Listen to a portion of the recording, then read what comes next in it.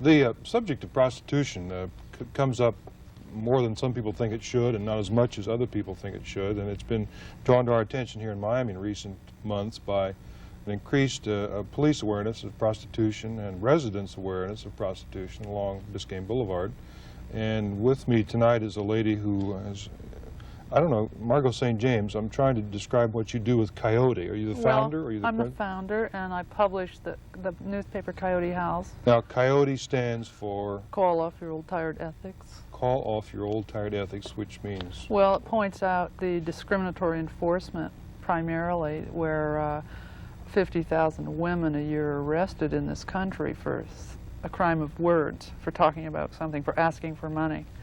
And the customers are not put through the same process, and only a very small percentage of the arrested people for prostitution are customers. Yeah. When you say a crime of words, now, what do you mean? I mean, soliciting laws are the usual way that the police attempt to control an illegal market of this type.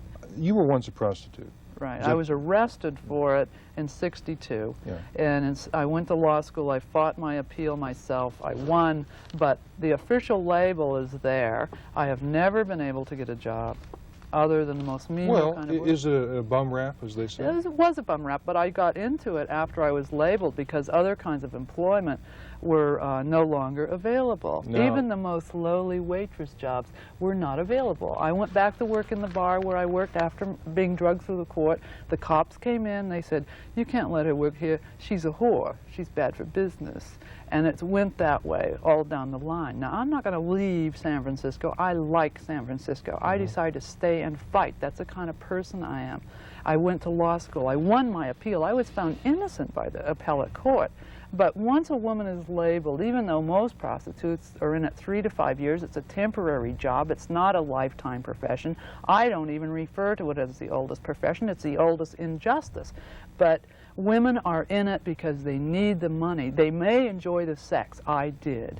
But 9 out of 10 would do something else if they could get comparable pay. You do recognize that most people watching right now don't believe what you've just said, that it sounds like a That's really... their problem. No, but let's deal with it, because I'm trying to give you a fair platform to say, but it sounds rather extraordinary to say that because you were arrested, and let's assume it was a bad rap you were framed, that you couldn't find any other job in San Francisco which forced you into prostitution.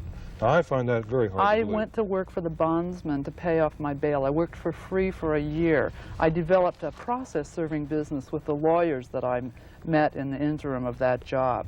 Then my car was stolen. I did not have insurance. I couldn't deliver summons without a vehicle. And it just became impossible. My father didn't want to contribute to my law school education. At that time, this is 15 years ago, grants were not readily available for people to go to school, or loans or anything like that.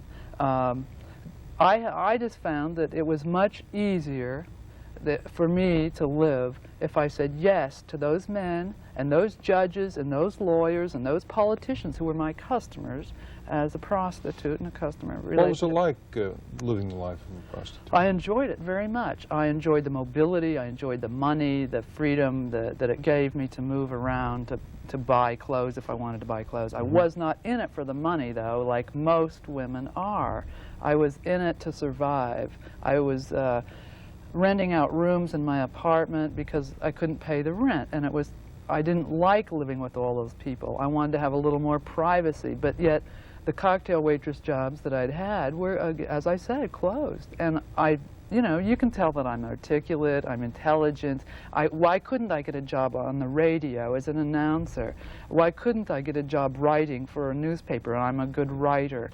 No, even as Did late, you try? Yes, even as late as 1972, I had written letters to Senator Jackson of Washington State, where I'm from originally. I had managed to get, after 2 years of letter writing, a volunteer fire lookout job in the national park.